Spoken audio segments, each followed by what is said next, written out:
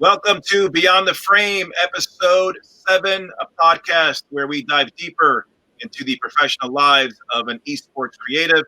I'm your host, Mario Prosperino, co-founder of ESPAT, and we go across the pond one more time today. I'm glad to have Alexandre Weber out of Berlin. Is that right, Alexander? Exactly, yeah. And Lucs, Bouchon, and I'm working on my French, excuse me, lovely Paris, France. Welcome to the show, guys. I appreciate you guys jumping on. Appreciate the invite. Also, very happy to be here. I got to start with the Twitter handle, Dr. Puppet. Yeah. What's the backstory on that? So I think you both heard something called the band Metallica.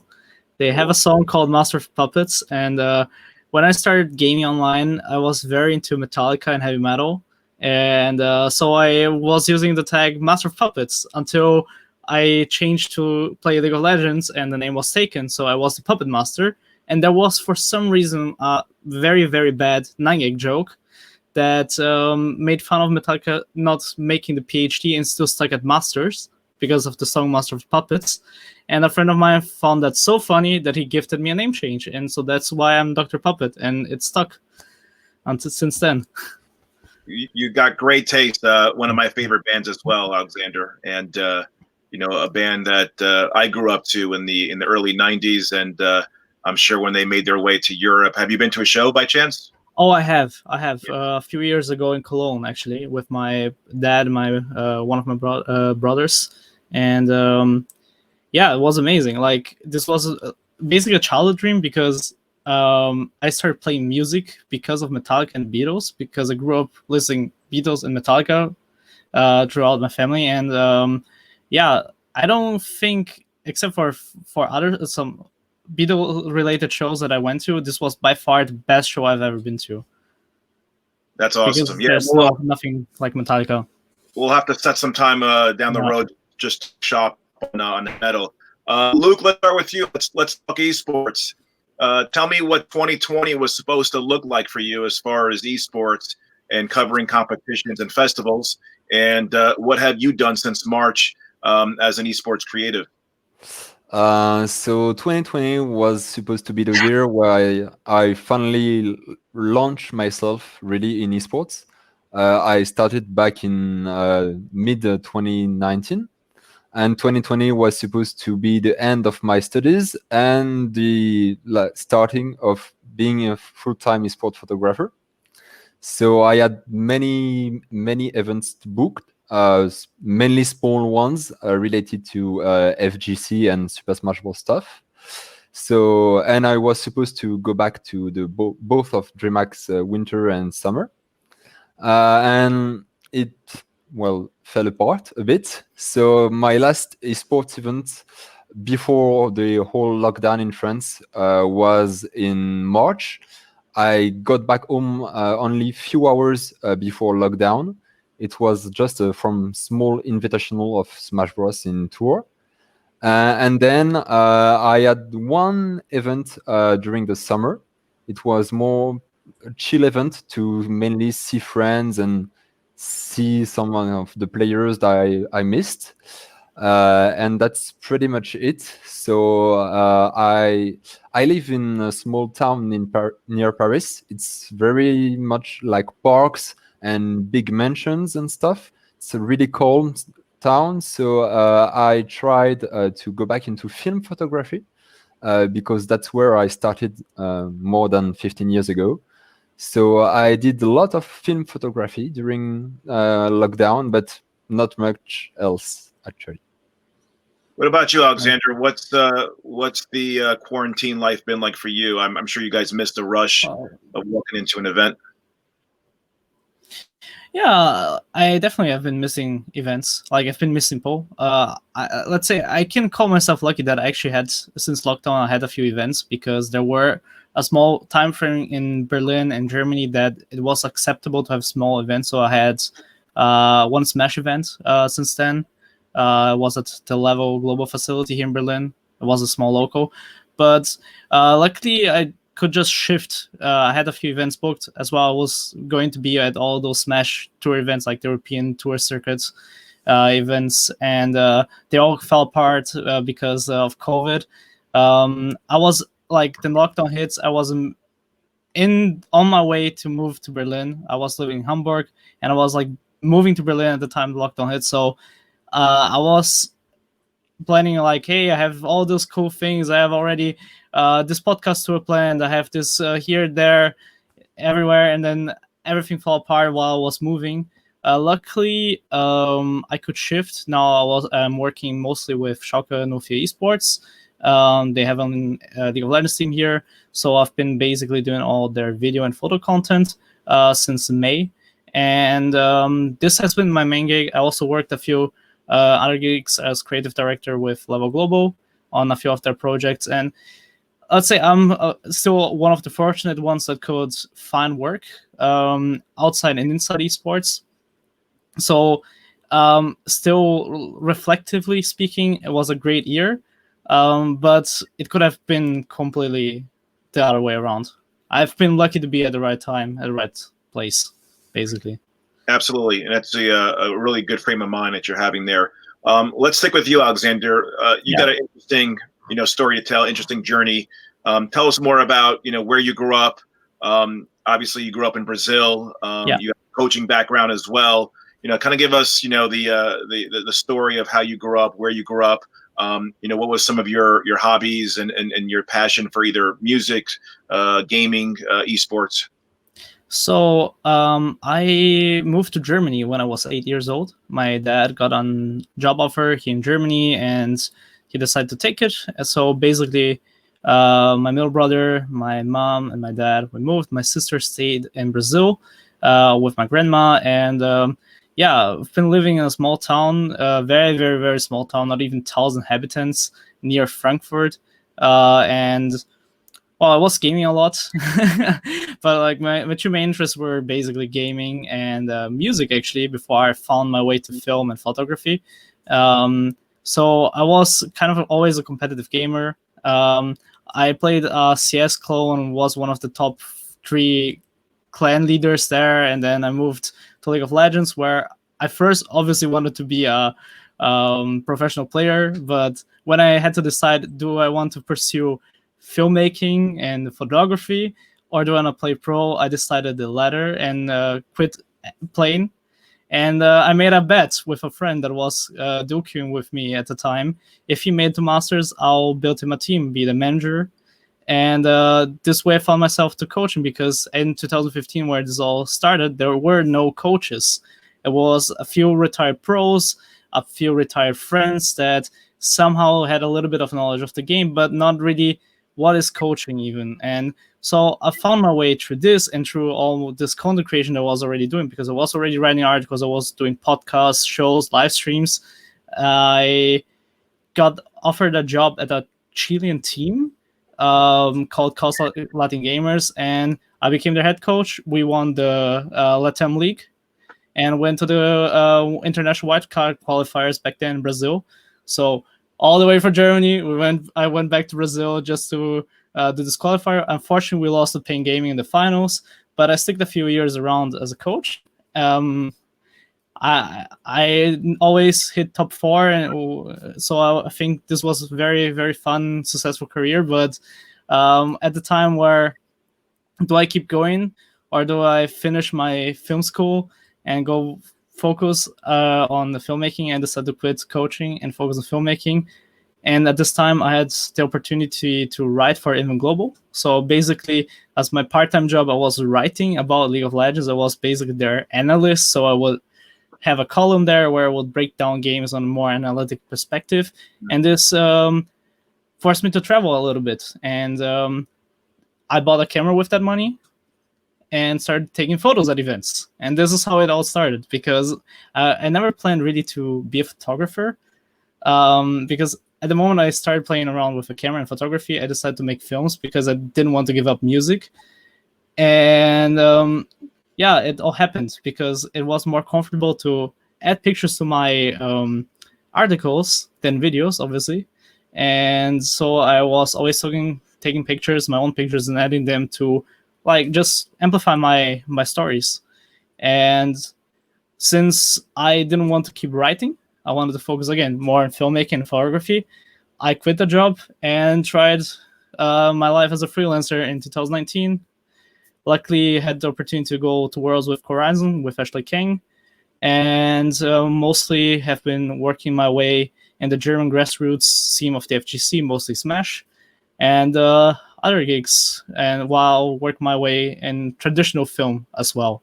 So it's been a wild ride, and I've been very fortunate, not to say the least, that I have, through this background in coaching, found my ways to very cool opportunities that are here relevant still today.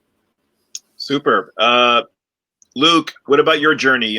Where did you get your inspiration from? At what point did the light bulb go off and you said, hey, this is the scene that I want to be embedded in? Okay, so I did grow up in Paris, but I grew up in a very traditional family where video games were not really allowed. So my first entry into video games was actually Age of Empires 2, because it was like really historical and I could learn from the game. So my parents were okay with that. So this was really the beginning, and then it built up from there. Age of Empires. Then I got a Game Boy with Mario Power Tennis, because I was a big competitive tennis player and then table tennis player when I was a child. So all these passions for video games and this competitive aspect the sport brought me, it brought me into esports around 2010 or so. First with Call of Duty, where I was more of a casual player, and then I discovered Counter-Strike with friends, and then I decided to be more of a competitive player. So I worked my way up to global elite and more. But I was not really satisfied with like being a player. I like the competitive aspect, but I always felt like I could contribute more to the esport world than just being a player. And since my early days in photography, I always liked that. First, I discovered photography by light metering for my father, who was taking pictures all around Europe with me during our family trips. So when I got back into photography in around 2016, 2017, when I got my first DSLR, the first thing I did was go to an esports event. It was Gamers Assembly in France. And I was really bad because I didn't know anything about digital photography, nor about esports events. But it was my first time in an event, and I really felt at home. So I went to a DreamHack tour a few weeks after that, and I also really felt like I was in the right spot. I felt really comfortable, but my studies kept me away from getting more involved into the scene. So when I was in Oslo in 2018, I always dreamt about going to DreamHack Summer, because that's one of the first CS:GO major I watched back in 2012, 2013. So I took the train to Jönköping, and I went there as a press photographer for a French website. And this was my first big event. And I went back in 2019 because I submitted an application for the DreamHack volunteer crew, and they saw my pictures from the DreamHack 2018, and so they accepted me. And this is from where I really had the bulb, as you said, because I discovered what it was like to go on an event and work with a team, work with a crew, work with passionate people. And I learned a lot of stuff during this event. And so I went back to France, and in September 2019, I had the choice from my school. Either I was doing an internship to end my studies, or I could be a freelance. and do a freelance career for 1 year to validate my master degree. So I went with the freelance, and so I went almost directly full-time photographer.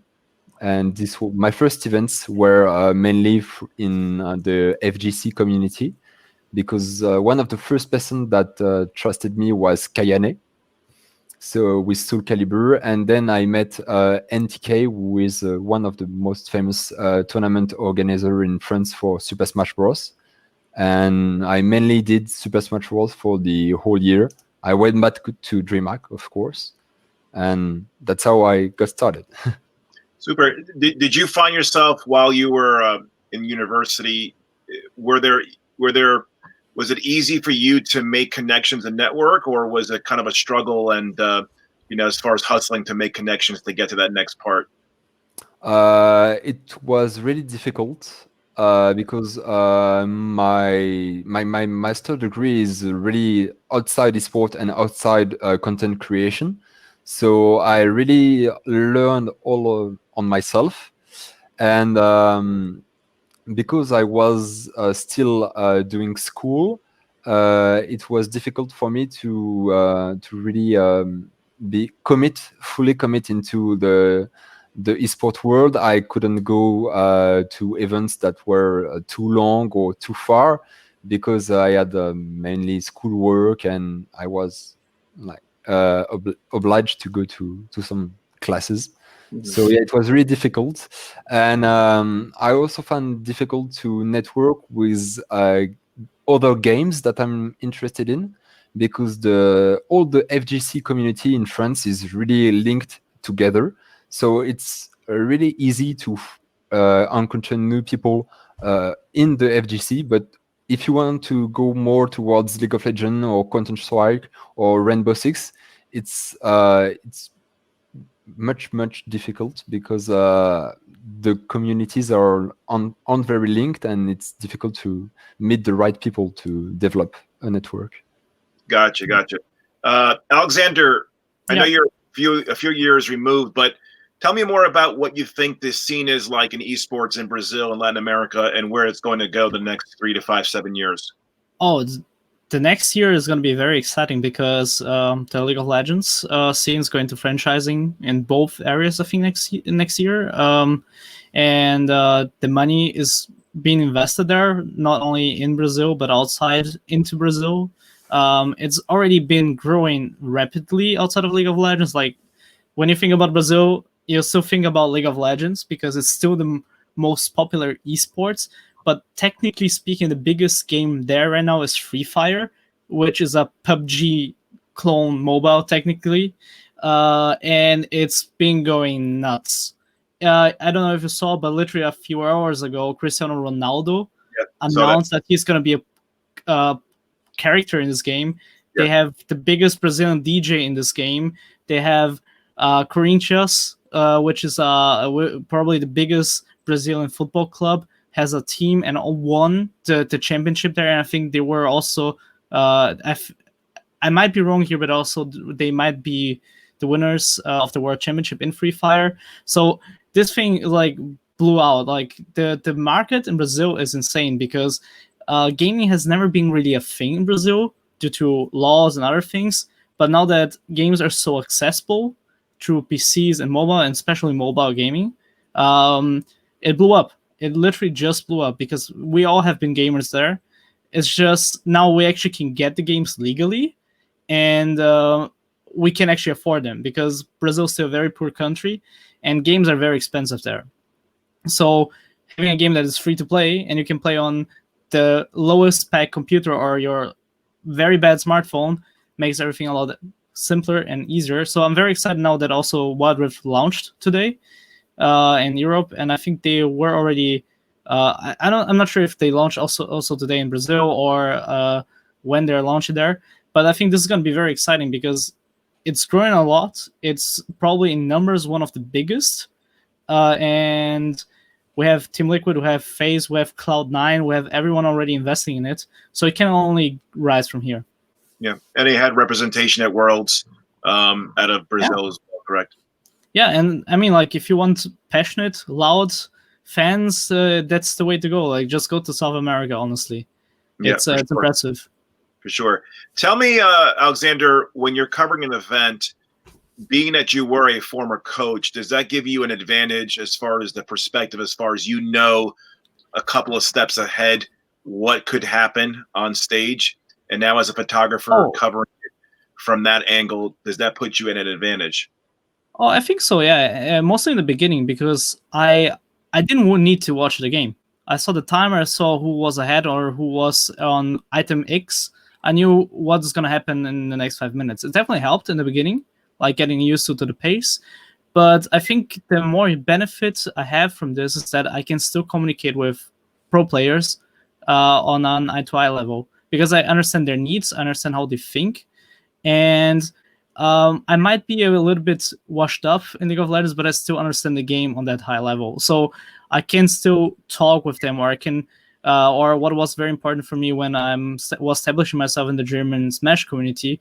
I had already this background, and I could like talk to those pro players, not necessarily about like the fundamentals or the detailed mechanics of the game, but I knew how esports work and how they need to do better if they want to grow in esports. So, like the overall experience that I bring, and once you learn a competitive game, you can learn every competitive game, because in the end, the fundamentals are genre based the same.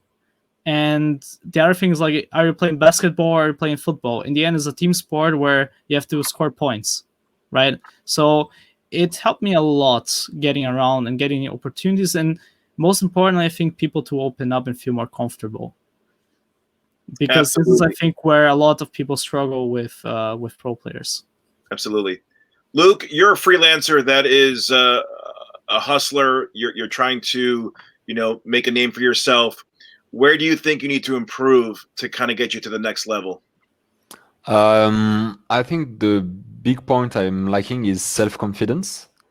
I'm really struggling to appreciate my work, and I'm really struggling to put my work out there. Alexander is one of the person that is encouraging me to share my work, but He's great. I really struggle to share my work and to like do my part on social medias. I'm not really active. I'm not really contacting anyone because I'm a little bit shy, I guess, to do my promotion. I rather like do the promotions of my other photographers friends than myself. Mm-hmm. So this is the big part I need to work on. I on like if we talk on like on event things I want to improve. It's also all about self-confidence because sometimes I have not the confidence to try new things or to try things I deeply want to do, but I'm still thinking maybe it won't, it will be bad. Maybe this is not what my client wants. So I'm lacking the confidence to like really I don't know, follow my creativity and do the work I really want to do. I'm sticking with like very traditional work sometimes. So yeah, this is a problem. And if that's the main point, because every time I go to an event and it's about a game I have never watched competitively, I try to watch some streams before the event to really understand the game and understand the key moments. Alexander was talking about the fact that he can like predict what will happen in 5-10 minutes. Now with Smash Bros Ultimate, I didn't know the game at all when I started, and now I can like understand what is happening on the screen without even looking at it, just by like hearing the voices in the crowd and hearing the sound of the game. I know what's happening, so I don't need to watch any streams or any like screens. I can just focus on my camera, and I know where in the crowd, when will the crowd move, when will the player end the match. So I think that's the point the most proud of, like my biggest accomplishments from my first events last year. But now I really need to work on my online presence and how I network and stuff. Alexander, you're not shy on Twitter. I mean, what advice, can we give Luc? I mean, you probably were at one point at a phase where he is now. What's some friendly advice you can pass on to him?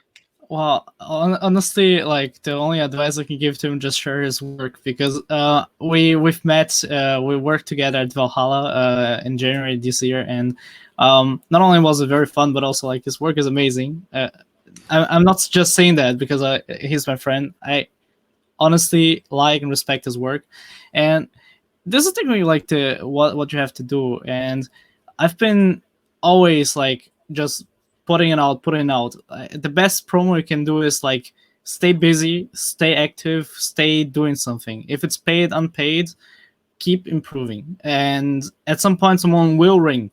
Always, like it's just, I think, a test of time, because at some point either someone will get a recommendation from you, or someone will see your work, someone will read about you. There will be a million ways for people to know you. If they Google your name and they found you on Google, then it's a set deal. It's just about time, and just keep doing the work, because in the end, like right now I'm at the point, like I look at the stuff I did in the beginning of the year and I think, oh, I could have done this a million times better, and this will be normal. But also at the same time, like I need content to share online. And I think it's just like putting it out and just doing in the end. I think this is the rule for anything. If you want to do something, just do it. Don't wait for things to come to you, because this will never happen. Nobody will call you up if they don't know about you. Like, for example, how we actually met each other, Mario. A friend of mine called Crisano that runs the Esports Observer, he connected us like at some point, and we didn't find work together. But there was opportunity of DreamHack Leipzig, because I was doing this Smash event, and then you needed like someone to cover the ground, get some pictures there, and then it worked out, right? And then now we know each other, and then who knows which the next event will be, where we work together. And from there, also other opportunities will come up from that work. And for example, I still like some of the photos I took there, for example, a lot. And I think this happens. And if you're at events, if you like get your foot in there, just talking to people, I think things happen naturally. Like, for example, now Luc and I are good friends. We talk very regular, and not only he gives me feedback on my work, I give him feedback on his work, but also we try to work together every time possible. And I think this is more important than only doing good work. It's be professional and actually talk and connect with people, because this is all everybody wants in the end. Yeah, absolutely. Listen, there was no social media when I got started in sports and entertainment. You really couldn't reach out to anybody other than a cold call. So you guys really need to harness the power of Twitter, which I'm a big fan of, because everybody's on it. Your prospects are on it. Your clients are on it. Private messaging is great. I kind of believe that, yes, your work speaks for yourself, but there has to be a likability factor in place as well. It's something so simple as they actually like you. They like working with you. There's some photographers, videographers out there that are phenomenal talents. Maybe they just kind of rub people off the wrong way, and that kind of is a strike against them. I know from an experience of working with Alexandre at DreamHack, I just love the way you literally just kind of gave us the white glove treatment.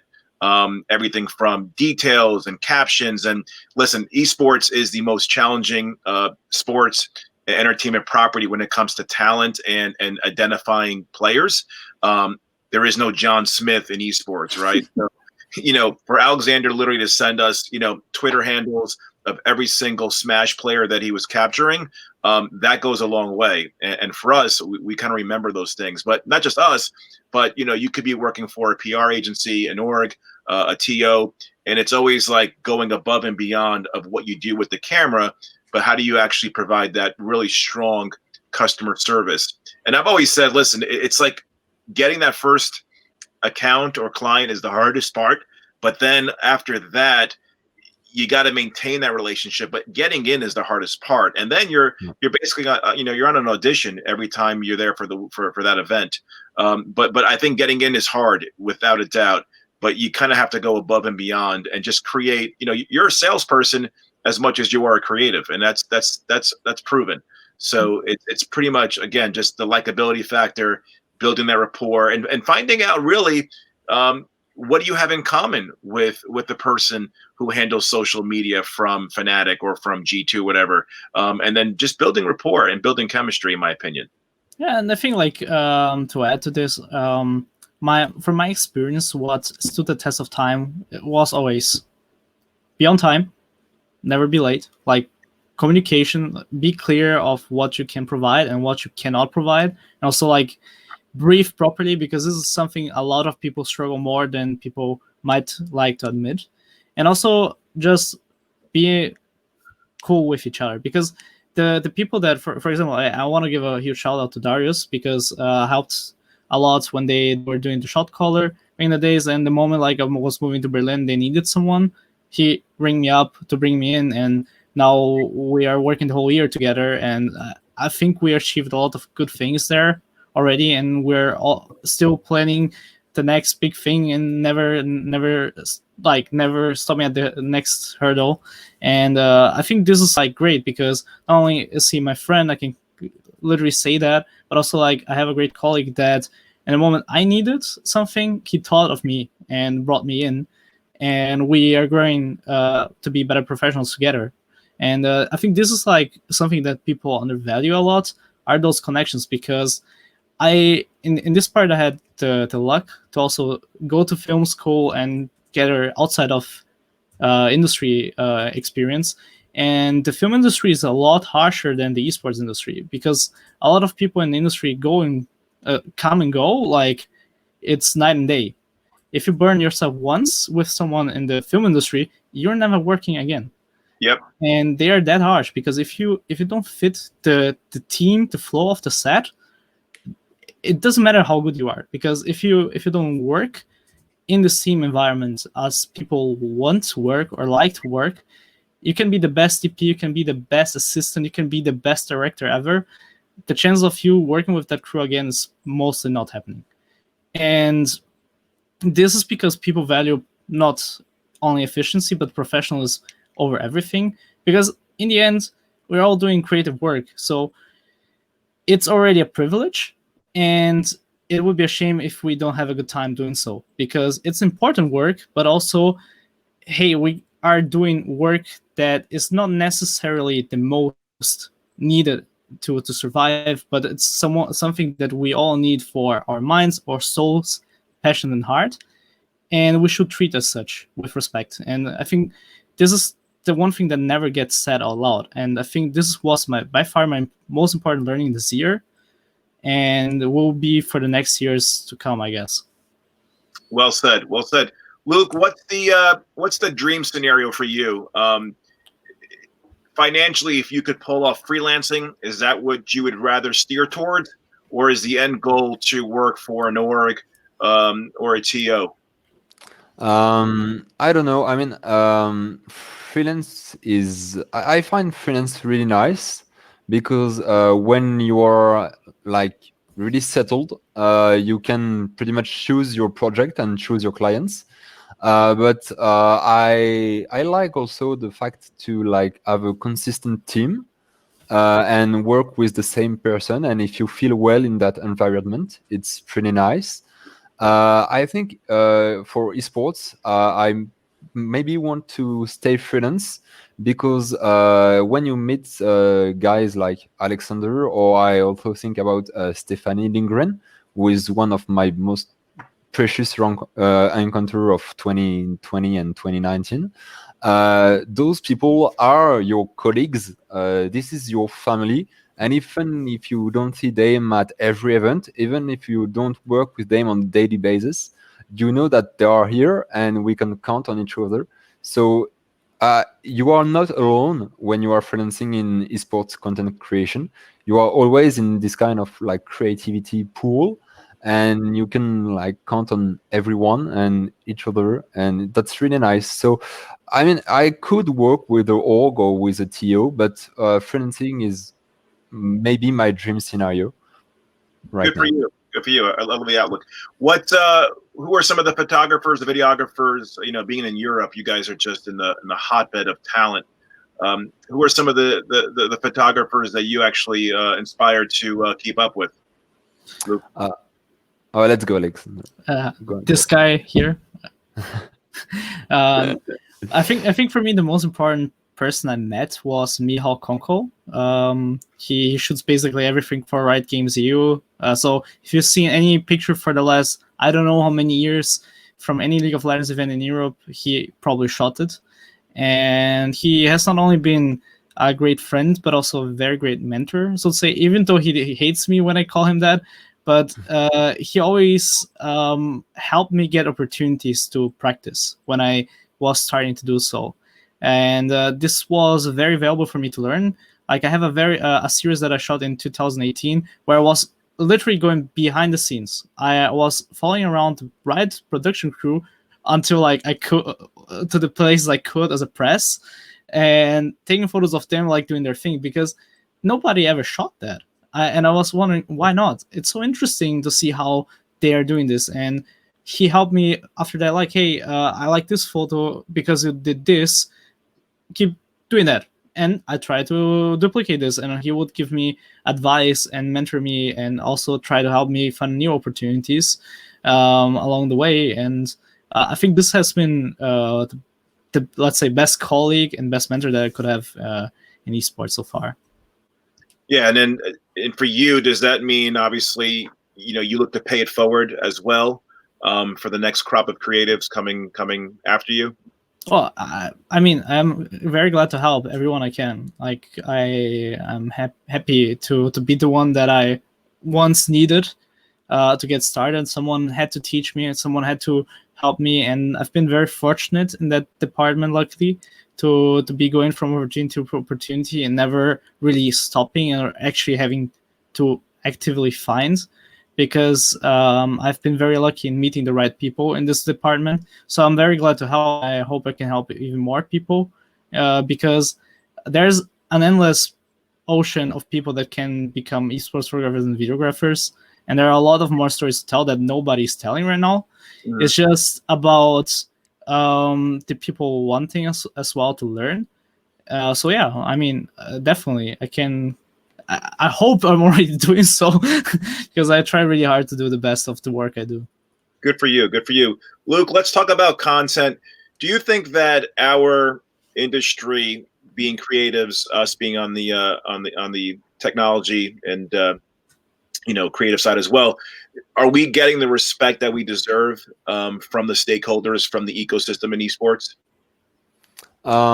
I think we are, but it's like slowly beginning to be more and more settled. We are doing we see more and more projects about content creation outside of the game. For years, all the creation was centered around the games, live streams, YouTube videos. All was about like broadcasting games, broadcasting competitions, maybe doing tutorials and stuff. But right now, we are seeing more and more initiatives with outside of the game production and content, backstage or maybe fun videos, interviews, more and more content. And I think that's really nice. If I only talk about France and like maybe mainly the Smash community, all the content creation part is still like a division of esports where nobody is really considering that we are doing work like and it's like more general problem with photography in the world. But when you are a photographer or videographer, it's often, oh, you like that, it's your passion, so we can't pay you and we won't pay you because you are doing your passion.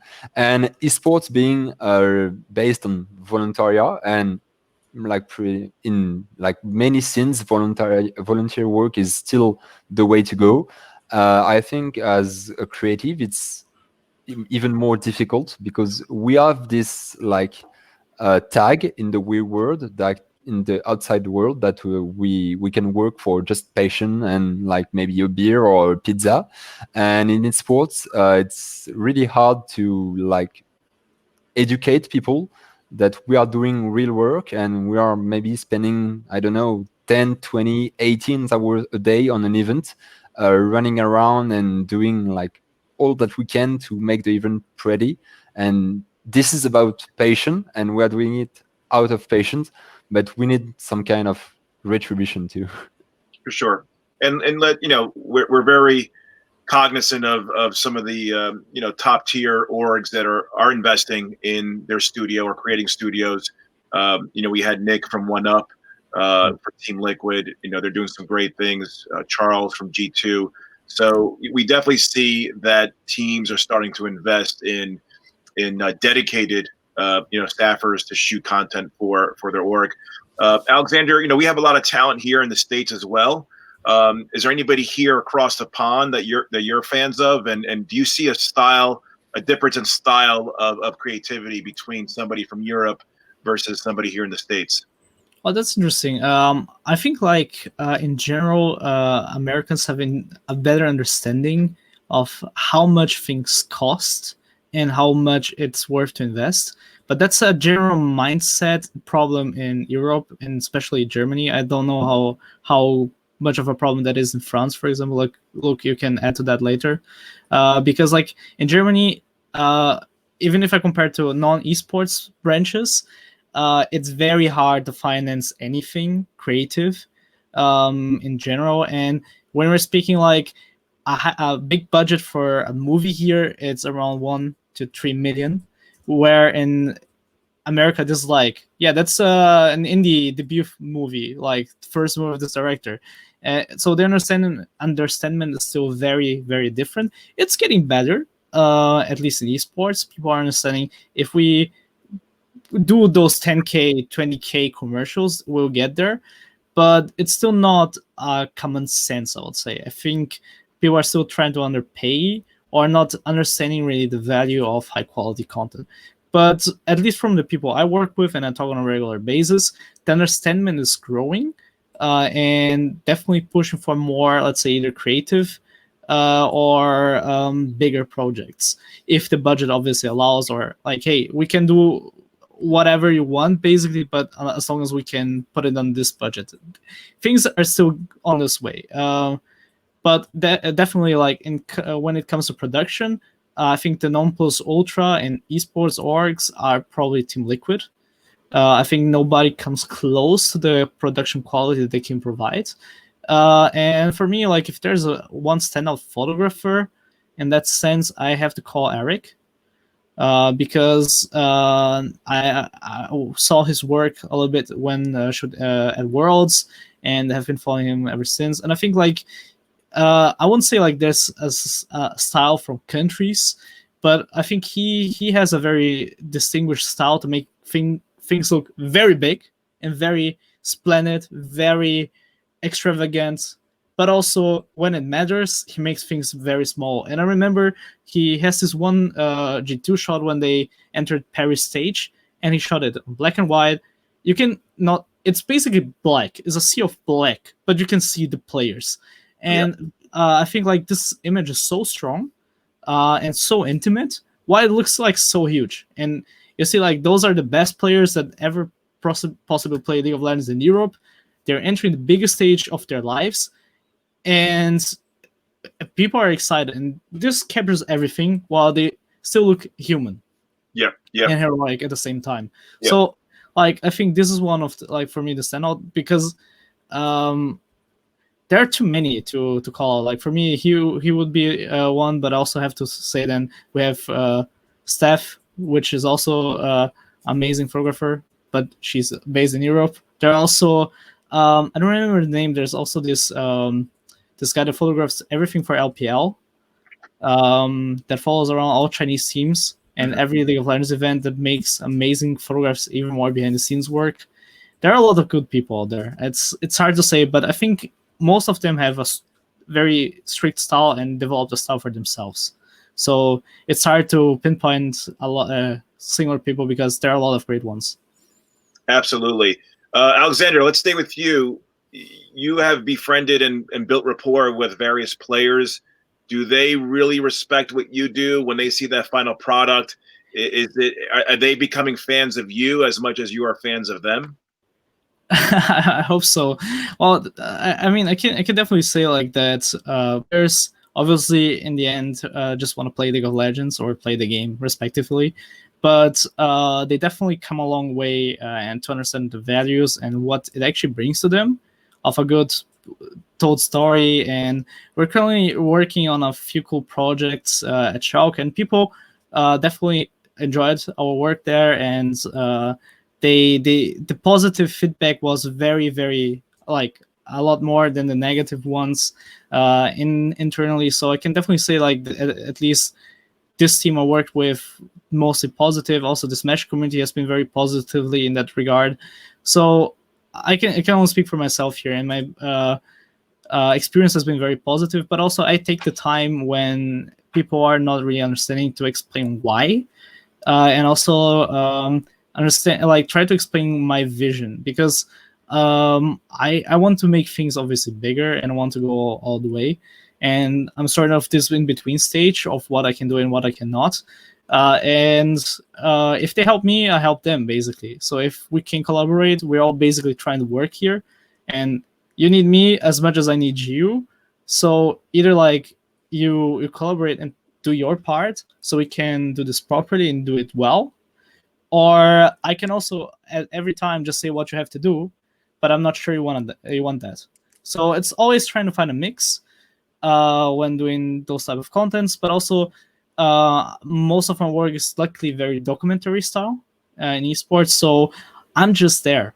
And and since I talk with them when the camera's off and try to understand, speak even about the games with them, it helps me create the relationship to know, okay, now it's the time to go out. And also like they feel comfortable to say like, hey, stop recording, like and this is, I think, very important. And so it has come its way. But it's different. Like it's hard to say like they are fans of mine. I'm not sure that they'll have to answer that themselves, but at least understanding is there. Yeah. Luke, do you think it's a challenge working at an event and every team comes from a different country, a different continent? Is there such a thing as a cultural barrier? Obviously, there's a language barrier, but you know, players are not the same out of Europe versus out of Asia versus South America or North America. Do you see there's a balancing act of, you know, every team is different, right? So how do you actually, you know, take that on as a challenge as far as building rapport or understanding, to Alexandre's point, when to push the envelope and when to kind of bring the camera back a little bit? So for the Smash community, I'm doing pretty much the same as Alexandre. So I try to speak with them outside of the camera, and I try to not maybe build friendships, but at least like build a relation. So when I take pictures of them, I also can put some of my own emotions and how I see my relationship with the player in the photographs. And I think I can, as Alexandre said, it's their answer, but I think I've befriended some of like friends, top players of Smash Bros. And now when I take pictures of them, I really putting my emotions in those pictures. But for like foreign players, I had the chance to be at Dragon Ball Z World Tour Finals, and there was Americans and especially Japanese player, and all of the American and French and European players are really demonstrative. So you can approach them with a camera, it's like no problem, and they will like put on a show for you, maybe do Genki Dama or all kind of like fun and like entertaining stuff. But the Japanese players take time to really be comfortable in the space. So for the first day of the event, I felt that me and all of the other photographers were more like from a distance, to respect their privacy and to respect the fact that they need concentration and that they need distance. But on the second day, when the public started really cheering up for them and screaming their name, I felt like they opened up and they started to be more present on the scene and to be more proactive.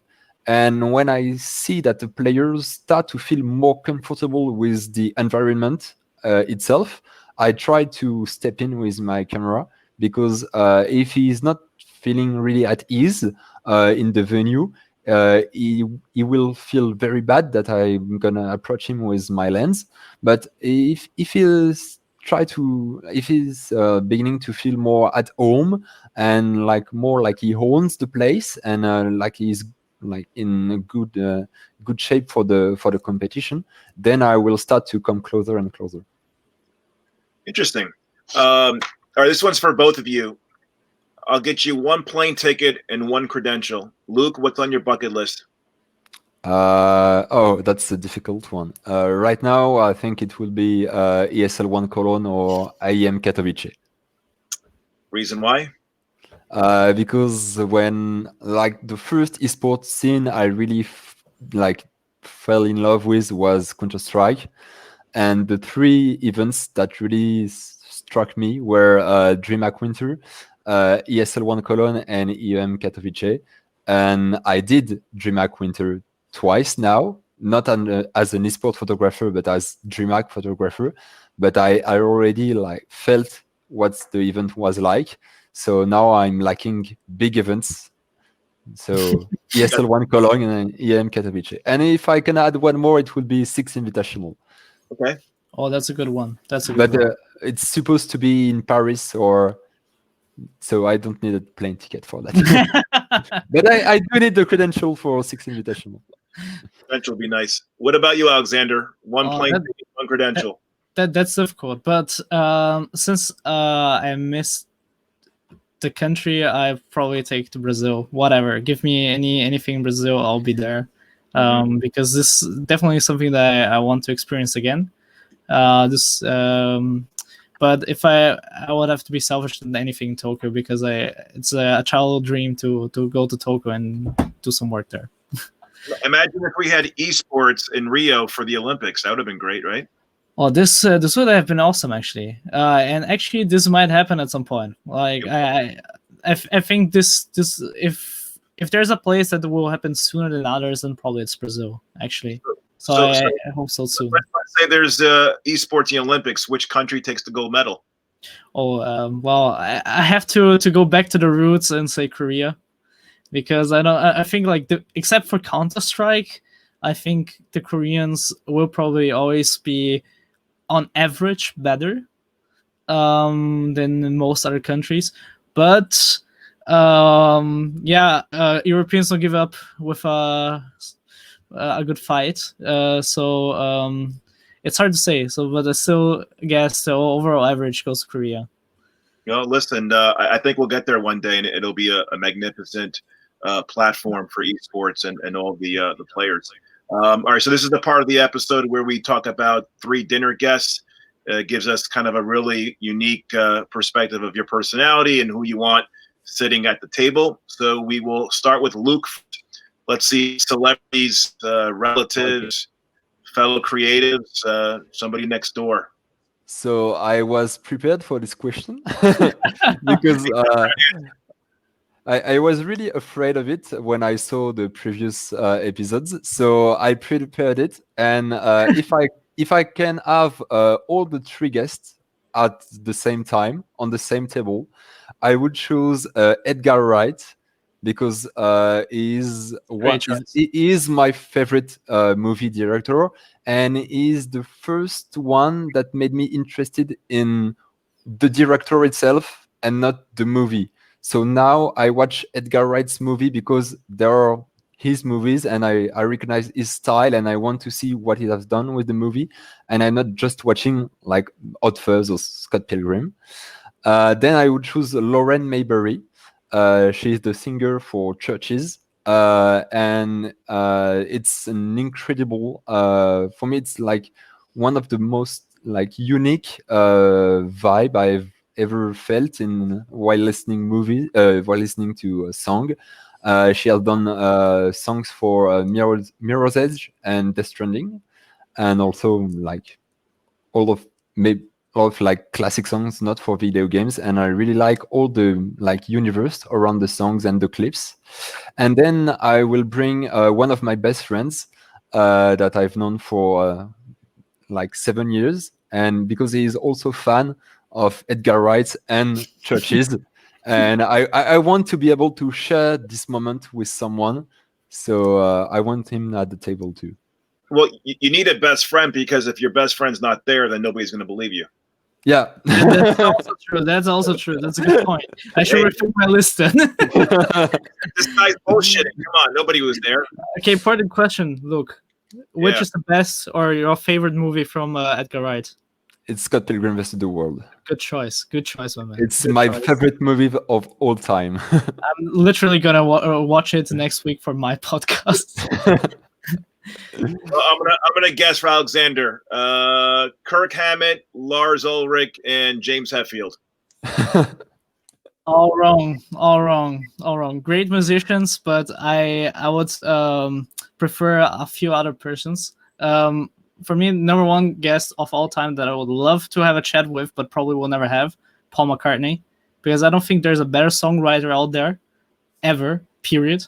And I would love to just understand how he managed to still make great songs with ease. Like, he's putting on music like it's just another morning breakfast, and it's amazing. He's bringing out an album like in a few days or something, and it's, for me, it's impressive. And I would love to have a chat and understand, and also just nerd a little bit because I'm a huge Beatles fan. The second one would be actually Edgar Wright as well, because in my opinion, he's one of the most interesting filmmakers we have at this time, because he managed to bridge a lot of pop culture elements that we have nowadays, but also he's a filmmaker at heart, and he makes his movies with a lot of passion, a lot of detail, and it will just be amazing to talk with him. And the third guest, I'm kind of torn between Tarantino and some esports player that I probably never understand, called Faker, because I don't speak Korean, and just to understand and a little bit about like his story a little bit more.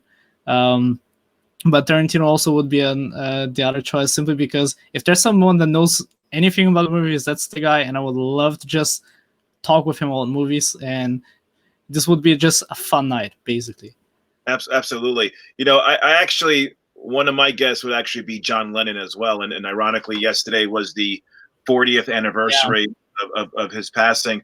I would just be amazed to ask any of them, Ringo, Paul, John, Harrison, George Harrison, just what it was like just walk on stage and be a Beatle. Like, I mean, none of us ever experienced them getting off a plane, getting out of a limo, walking to a hotel, and it's almost like a kind of a pop culture reference, like the Beatles are coming, the Beatles are coming.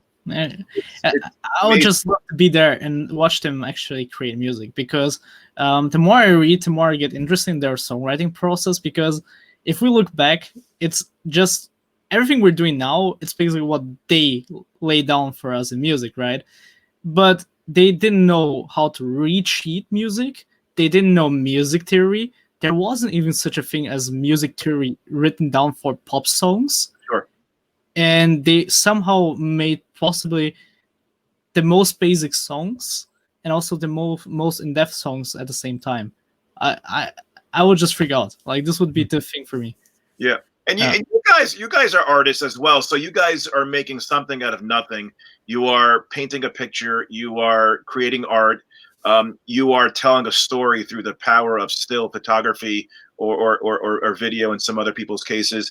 And, I love the whole essence of a band, because a band is a band, right? It's, if the drummer doesn't have it, and it screws up the harmony, it screws up the lead singer. It's just amazing that when you go to a live show, it's no longer about the studio. It's about this band being in sync. But also, not just the music part of it, but also the dynamics of being in a band, and how do you get along? And sometimes success is what actually brings you down. And in the Beatles case, it could be some outside sources. Success sometimes is the biggest detriment. But how do you actually juggle being successful, but also trying to stay on stage for 30, 40 years? And some still do it, and the Beatles really didn't have this great run as we thought maybe they could have, going into the mid 70s or late 70s, and they broke up. But just being part of a band, to me, I would just love to sit down, to your point, any of the four, and say, what would it like to be part of a band, but not just band, but just an iconic. The band, technically, right? Yeah. Because that's the interesting part. I was at 2 Paul McCartney shows, actually, and I haven't seen someone play 3 hours of live music non-stop like this guy. Like every other artist, they take breaks. I think it should be normal that people take breaks in a 3-hour show. Yeah. But not Paul. No, he doesn't take a break. Let me know if you agree with me with Paul McCartney. I've been to some Yankee baseball games in New York City where he's been there. So he loves New York, loves New York City. He just comes across as just a regular guy who happens to be, one of the Beatles, but he doesn't want to sit like in this private luxury suite. He's like sitting on the front row behind home plate, but he just gives you that aura, that sense of like, I'm just a really just stand up, humble individual, Yeah, no, definitely. I can totally agree with that, because the one show was in Cologne at the Lucs Arena, and the other show was in Krakow in Poland. And those were huge stadiums. And I was in relatively far away from the stage, but it felt as I would just be having a chat and a beer with him, and we'd be just jamming around, because that's the energy he gives to you. But the impressive thing that he makes is literally, in the end, he gives that to the people, but the people extend this to another level. And I have yet to see something similar. I have seen a lot of great energies and how people react to whatever is happening. But there are only 2 shows that had this special something. It was the Paul McCartney shows that I went to, and the one David Gilmour show when he played Comfortably Numb. When he would go to that solo, it was like it was an out-of-world experience that I cannot even describe. And those types of energies live in those places, right? That's why we're all somehow hooked to live events, live sports events. But every place and every event has that own type of energy. And I think that's what the beauty of esports means, because it still has something unique. While these things like might look extremely big and they are so different and so on, esports events have those type of energy, but different. And I think like capturing this is so difficult, because while you're going to concert, right, people know the lyrics, people sing out loud, people are dancing, headbanging, whatever. But in esports events, you have like this kind of a different community that are not only more connected to the players than probably you yourself, but the type of their energy or expectations from people going in are so different from place to place, to event, and game to game. And I think this is impressive, because what I saw in the FGC is totally different from what I saw at a League of Legends event, and so on. And I think this is amazing. Yep. And listen, we thank you guys for doing your part in creating this legacy archive that will look back 5, 10, 15 years from now saying, wow, those were the major events, 2015, 2020, and so on. So I want to thank you guys for coming on episode 7 of Beyond the Frame. Hope to see you guys back in the arenas sooner than later. Wish you guys a happy holiday season. More importantly, stay safe, be well. And again, thanks for coming on. Again, Alexandre Weber out of Berlin, and Luc Bouchon. Again, I'll get my French better the next time we do this. Out of beautiful, lovely Paris, France. All right, guys, listen, thanks for coming on, and we will do this sometime soon. Thanks for the invite. All right, appreciate it. Be well. Thank you. Bye. Bye-bye.